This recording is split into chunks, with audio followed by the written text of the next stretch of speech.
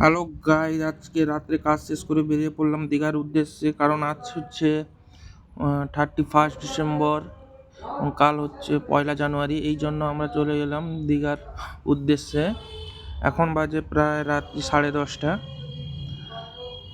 তো আমি আর আমার একজন বন্ধু মিলে দুজন বাইক রাইড করে চলে এসলাম আমরা দীঘার উদ্দেশ্যে। তো দেখো, রাত্রে বাইক রাইড করাটাও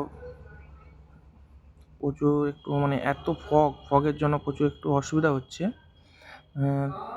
দেখো, এই বাসগুলো এত লাইটের জন্য কোনো দেখা যাচ্ছে না, আর এত ফগ, রাস্তায় কোনো কিছু দেখা যাচ্ছে না। তাই ধীরে ধীরে এগোতে থাকলাম দীঘার উদ্দেশ্যে।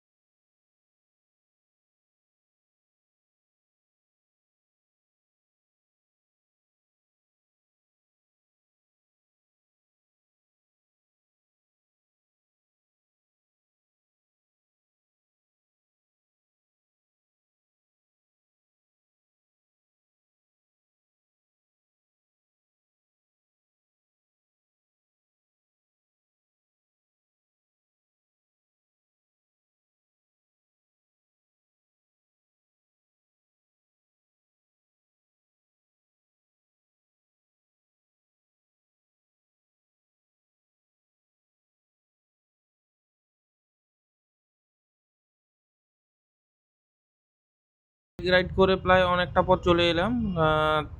তো প্রায় দীঘার ডিস্টেন্স আর বাকি আছে 20 কিলোমিটারের মতন। তাই এত লাইট, ভাই সাহেব, এত লাইট, বাসগুলো যাচ্ছে দেখো। রাত্রে বাইক চালানোটা খুবই রিস্কি।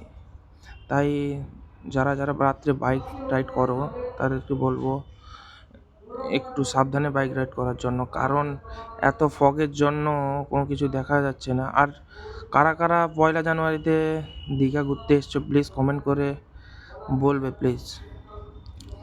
এত লাইটের জন্য এত অসুবিধা হচ্ছে। তাই মাঝখানে মাঝখানে আমরা গাড়ি দাঁড় করিয়ে দিচ্ছি, কারণ কোনো ফগে দেখা যাচ্ছে না। তাই একটু সাবধানে এসো সবাই। যতই দীঘার দিকে এগোতে যাচ্ছি ততই দেখছি কুয়াশা যেন আরও বাড়ছে। এখন বাজে প্রায় ঘড়ি কাঁটায় তোমার 11:10-15 মতন হবে। যতই দীঘার দিকে যাচ্ছি যেন কুয়াশা আরোই বাড়ছে। তাই বুঝতে পারছি না কেমন করে যাব। আবার আজকে রাত্রে ফিরেও আসতে হবে সেখান থেকে, কারণ কালকে সকালে এসে আমাদের ডিউটি জয়েন দিতে হবে।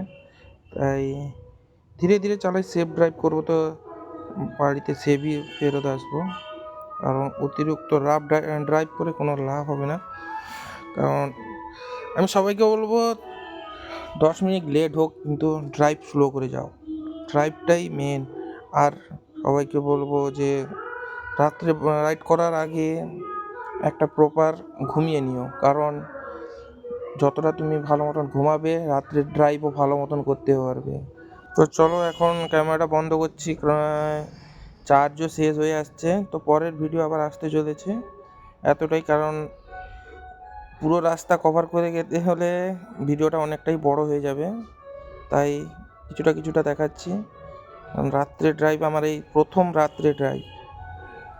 দেখো, আশেপাশে লাইটও জ্বলছে, কিন্তু গাড়িও প্রচুর। গাড়ির চেয়ে এই যে বড় গাড়িগুলো প্রচুর ভয়ঙ্কর, কারণ এত লাইটের জন্য আমরাও দেখতে পাচ্ছি না চোখে। কারণ এই সিসিরেও হেলমেটেও কুয়াশা জমে যাচ্ছে, তাই হেলমেটের ঢাকনা খুলে যেতে হচ্ছে আমাদের। তো চলো, পরের ভিডিও আসতে চলেছে। আমার ভিডিওটা যদি ভালো লেগে থাকে তো অবশ্যই লাইক, কমেন্ট অ্যান্ড শেয়ার, আর অবশ্যই সাবস্ক্রাইব করো প্লিজ। তো যদি সাবস্ক্রাইব করো তো আমার অনেকটা মানে আসবে যে আমিও পরের ভিডিও আবার করতে পারবো, যে ভালো হয়েছে, পরের ভিডিও করতে পারবো। তো একটু লাইক, শেয়ার এবং সাবস্ক্রাইব করে দিও আমার ভিডিওটা।